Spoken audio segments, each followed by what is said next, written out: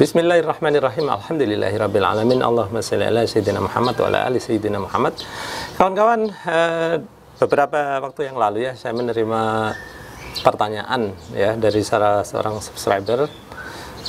Kalau nggak salah nama beliau adalah Haji Muhammad Hasbi dari Pontianak.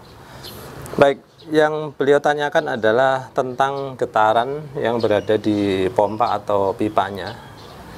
Nah, kita lihat aja dulu video dari beliau ya, berikut ini.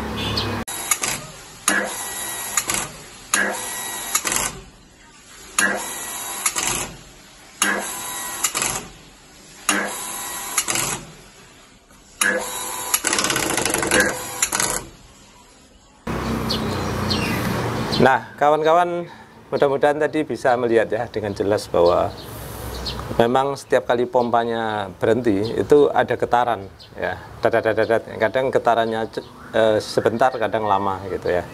Nah, ini sebenarnya udah pernah saya bahas sebelumnya ya kawan-kawan, tapi nggak apa-apa, akan saya bahas ulang. Nah, saya sebelum memberikan jawaban ke beliau, maka saya ingin beliau mengecek sekali lagi getaran tersebut di mana terasa paling dominan ya, atau di mana sih getaran tersebut paling terasanya di mana gitu. Nah, saya sih menduga adanya itu di pipa hisapan pompa. Nah, tapi kita lihatlah video beliau berikutnya. Mohon maaf Pak, yang bergetar itu bagian pipa sini Pak, yang paling terasa getarnya. Demikian kira-kira Pak. Terima kasih. Nah, ternyata dari video tersebut, ternyata dugaan saya benar ya, bahwa getaran terjadi di daerah hisapan pompa. Bagi kawan-kawan yang belum familiar dengan pompa, kawan-kawan kalau punya pompa yang bentuknya seperti ini, maka hisapan itu adalah daerah sini, kemudian daerah sini adalah keluaran ya. Dalam bahasa Inggris ini disebut suction, ini disebut discharge. Nah, kembali ke permasalahan getaran tadi.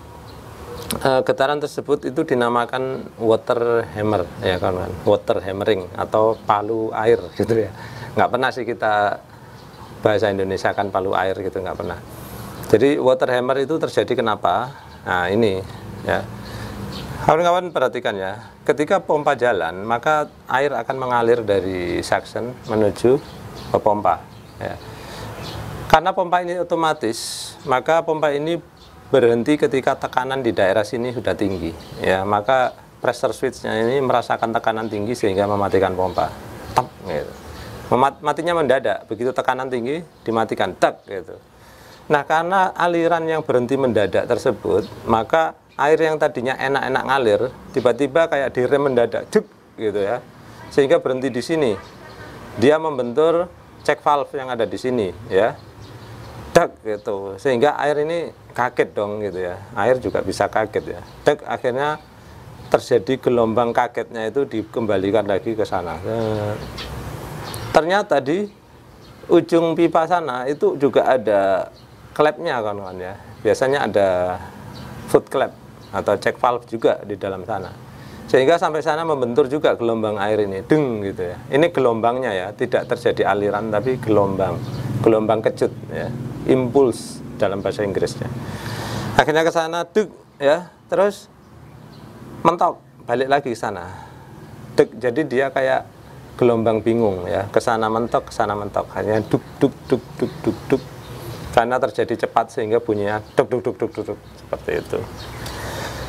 Nah, cara mengatasinya sekarang, kawan-kawan perhatikan ya, ini sudah pernah saya bahas. Saya kalau bikin pompa suctionnya itu, pipa suctionnya pompa itu saya bikin seperti ini kawan. Jadi ini dari sumur masuk ke pompa, tapi saya T ke atas. Nah, gunanya apa? Dulu pernah saya jelaskan ya.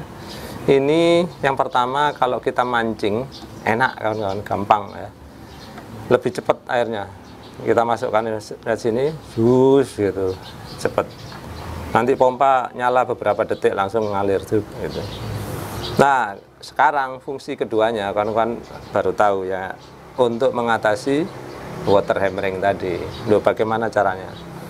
Ini yang biasanya kita tutup kayak gini ya, biasanya kita tutup ya, karena kita nggak make kita hanya memfungsikan sebagai mancing, maka akan selalu ditutup. Sekarang karena kita mengalami water hammering, kita ganti tutupnya memakai tabung. Ya, ini tabung bikinan kita sendiri, kawan-kawan. Nah, perhatikan. Nah, tabung yang sederhana, terbuat dari pipa, dikasih dop, dikasih shock thread dalam, gitu ya. Nah, masalah sambungan di sini itu terserah kawan-kawan ya. Mau shock thread luar ataupun thread dalam, itu bisa aja. Tapi kalau sama-sama thread dalam tentu membutuhkan nipple ya. Baik, cara masangnya gimana? Ya sama, pengganti tutup tadi kawan-kawan. Ini kita ulirkan ke sini aja. Nah, gitu. Nah, ini fungsinya apa? Ini fungsinya adalah memberi ruang kosong di dalam pipa ini, kawan-kawan. Ya. Ini pompa kalau lagi jalan kan isinya semua air di dalam pipa ini ya. Nah, ketika kita berikan dia ruang kosong ya, seperti ini tidak akan berisi air. Kenapa? Karena ini ibaratnya gang buntu. Air hanya bisa mengalir ke sana, air nggak akan bisa ke sana. Kenapa? Karena ada udara di sini, sehingga udara di dalam ini berfungsi sebagai bantalan. Ya. Jadi ketika tadi terjadi water hammering, ya, ketika impuls tadi bingung, dagduk, ketika ada ini dia nggak bingung lagi. Ketika dia ke arah atas, itu dia akan nendang ke udara. Ya, udara ini karena sifatnya dia lebih lunak dibandingkan air. Ya. Dalam bahasa tekniknya itu compressible. Maka impuls tadi akan disalurkan ke udara. Karena udara ini kosong ya. Bagi air, udara ini adalah ruang kosong. Maka air itu bebas memberikan impuls. Akhirnya apa? Udah terserap impulsnya ya. Getarannya udah terserap di sini. Jadi nggak ada lagi gelombang air lagi. Akhirnya ya berakhirlah getaran itu. Paling ya hanya sekali waktu berhenti duduk gitu aja. Nah, ini juga kadang terjadi kalau kawan-kawan sumber airnya dari tandon ya. Ketika pompa berhenti itu kadang di tandon bunyi jeduk kayak gitu. Nah, itu sebetulnya suara jeduk itu berasal dari pipa yang dari tandon ke pompa ya. Itu sama, bisa diatasi dengan cara begini juga. Nah, kalau pipanya datar gini ya gampang, pasangin T terus ada dratnya ke atas, nanti tinggal dicolokkan gini ya, gitu. Seperti ini ya, ini T drat ini kan. Bisa dipasang kalau di posisi horizontal, dratnya ke atas tinggal dipasang. Nah.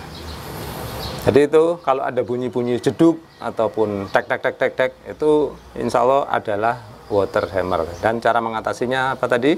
Dibuatkan tabung atau kantong udara. Nah, akhirnya setelah saya berikan saran tersebut, Pak Muhammad Hasbi tadi, beliau menunjukkan video hasil akhirnya yang mana sudah tidak terjadi getaran lagi. Nah, bisa dilihat sebagai berikut. Ya Pak, alhamdulillah, terima kasih atas ilmunya. Terima kasih sekali lagi, alhamdulillah ini sudah bisa digunakan dengan baik dan getarannya sudah hilang. Terima kasih sekali lagi Pak ya. Mudah-mudahan Allah yang menggantinya lebih baik lagi dengan balasan yang lebih sempurna, insyaallah. Amin. Nah, dalam video beliau ternyata beliau membuat tabung ini besar, cukup besar ya, pakai pipa mungkin 1,5 inci. Ya nggak apa-apa kawan-kawan. Memang makin besar makin baik sih. Cuman ya agak ini aja agak jadi lebih mahal gitu ya, karena pipanya lebih besar dan lebih panjang gitu. Sebetulnya sih segini pun cukup ya, tapi ya nggak masalah kalau pengen besar. Seperti saya bilang, memang makin besar makin baik, cuman jadi lebih mahal. Kemudian beliau juga tidak memakai sambungan berdrat gini, sehingga misalkan nih suatu saat misalkan tak kenapa ada kebocoran sedikit di sini gitu ya, sehingga udaranya habis, maka beliau harus bongkar pipanya dengan cara memotong ya.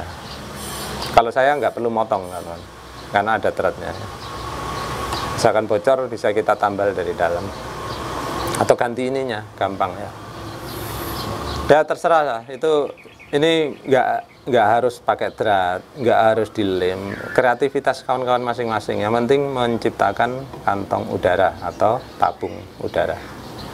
Baik, sekian dulu kawan-kawan. Mudah-mudahan bermanfaat juga untuk kawan-kawan lainnya. Kemudian untuk Bapak Haji Muhammad Hasbi, terima kasih kembali. Terima kasih atas doa-doanya. Semoga doa yang sama untuk beliau dan keluarga. Ya, amin ya robbal alamin.